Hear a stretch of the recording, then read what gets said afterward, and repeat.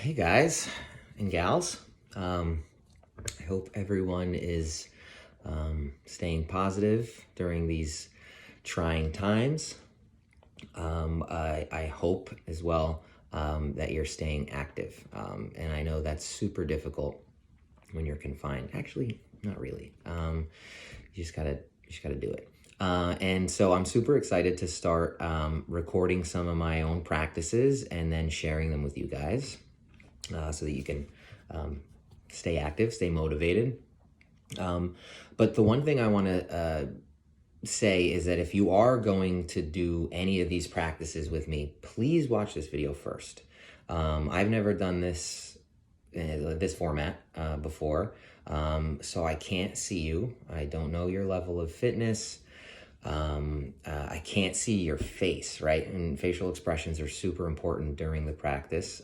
Can't see your body, so I can't manually adjust you. I can't verbally cue you. So I want you to know as much as possible. I want you to know what's happening in the practice, but most importantly, what's happening to your own body and inside your body while this is going on. And knowing these things are gonna help you manage the practice and hopefully help you stay with it. And the best way to understand what's happening is to get to know your body, right? To really get to know your body. And I got to know my body through injury, through massive surgeries, screws and bolts and removing of bone and even growing bone. I had my right leg cut in half. It was severed above the knee, and at 30 years old, I grew 2 new inches of bone. 2 new inches of bone grew inside my own body. So the metaphor or analogy that I was using in the last video about the container, I hope you understood that to be you, right? You're the container. And the shape that your body is currently in may look like this.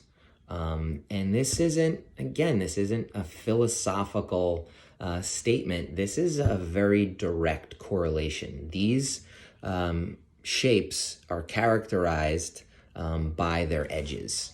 They're very pointy, right? They are sharp.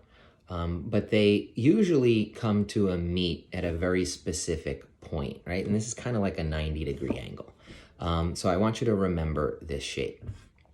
So your body itself is contained, and I've already peeled an orange, but most of you understand that the orange has this peel on its outer layer, but the inner layer has another sort of barrier.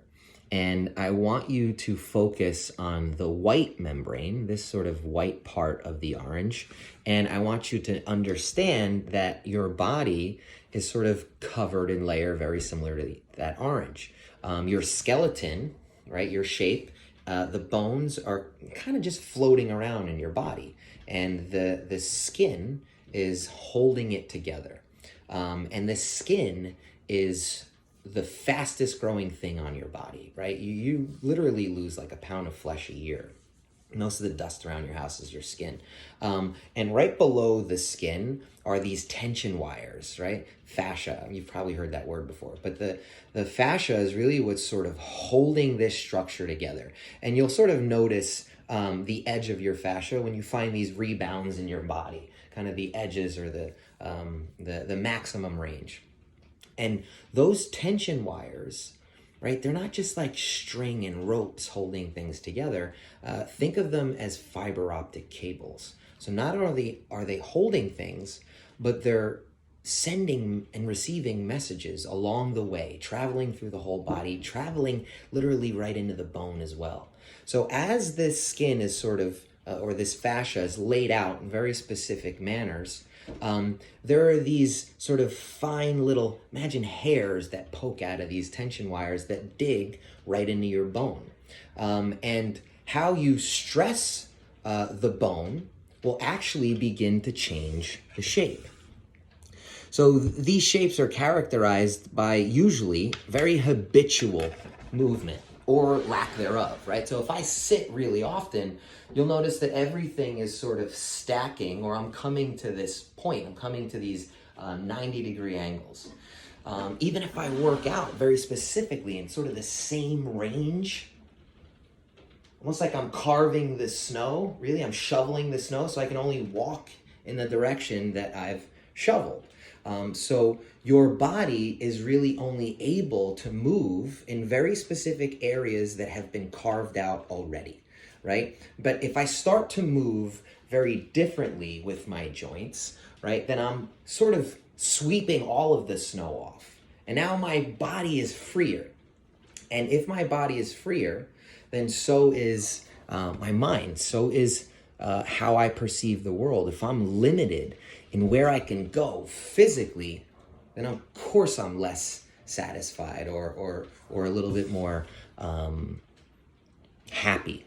The range that I like to talk about a lot, and this table might block the view, but when we were younger, we found this sort of squat really easy where we can get our butt to the ground.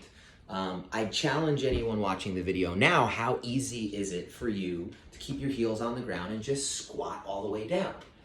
Now, my 7-year-old does this all day and he can sit there all day. And I know I was able to do that as well. Now it's come back. But if you've lost ranges of motion somewhere in your body that you used to have when you were a kid, understand that when you were a kid, you were a lot happier too.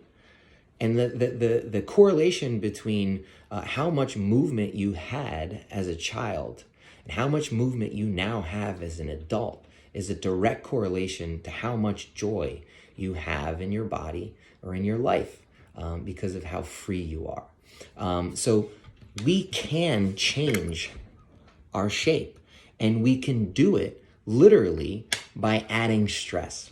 Oh, sounds crazy, right? But if you want a big bicep, you stress the shit out of your bicep. You pick up weights until you can't pick them up anymore, and then your muscle grows, right? So if you want more range, then you take your body to the end of the range, right? And then you keep stressing it. And the important thing to do while you're stressing it, and we're going to do tons of different workouts, but this is one of them. This is an easy one for you to just kind of understand what's happening. So you're going to feel something. You're going to feel, you probably call it pain. Your shoulders will begin to hurt. And I hope you're doing this with me, right? So while you're doing this, maybe you notice that you're starting to hold your breath, or you're starting to frown your brow, or you're starting to bite your lip. All of those things, all of those facial expressions are sending information through those fiber optic tension wires into your body, into your cells, and you're telling your body that this is traumatic. And so your brain takes this information and says, oh God, this is trauma. This person is being hurt. Let's make this pain intensify so he or she can stop. But if you relax your face and you continue the process, then what your fiber optic cables are telling your brain is that, hey, this guy or girl wants this range. He wants to keep doing this. So what your skin begins to do as it tensions and stresses is that instead of snapping back to its original state, it lays down new track. And now you have a little bit more range every time. So the movements that we do won't always be, a sort of pouncing or a bouncing, but it's going to be all over the board. And what we are looking for is sensation. Things will hurt, right? And the dialogue that you've chosen, when you say pain, we've assumed that that's bad, right? But we go to the gym and we cause ourselves some pain, and when we come home, we call it soreness because you've decided that the pain you caused yourself was intentional. And because it was intentional, you call it soreness. And you don't think it's bad anymore. Well, when you're doing this practice, when you're doing anything, the pain isn't a reason to stop. The pain is a reason to be more aware so that you have intention on what the practice is. And if I'm I'm doing this, and there is no intention there. I'm not even breathing. I'm holding my breath and I'm telling my body that this is bad for me, right? And so while we're practicing, I can never see your face, but I'll keep telling you to relax it because that's super important. And pain, again, and this is very important to cover, is that you have to know your own body. I don't know how much pain you can tolerate. I don't know that you know the difference between a healthy pain and a bad pain, or a more intense pain. These are all really subtle. But the cool thing is that you're discovering your own body. You're finding more things out about yourself. And this is a perfect time to do it. I'm going to butcher this quote, but something like, Lou Redman would know this. All of the best treasures, or all the secret treasures are buried deep inside the dark places of your body, or something like that. Lou, you gotta help me out. But anyway, I'm gonna shoot a video tomorrow. I'm gonna do it on YouTube or IGTV, I'm not quite sure. But if you have or know of a way that you've done and it works well for you guys, let me know. But until then, be aware of your shape.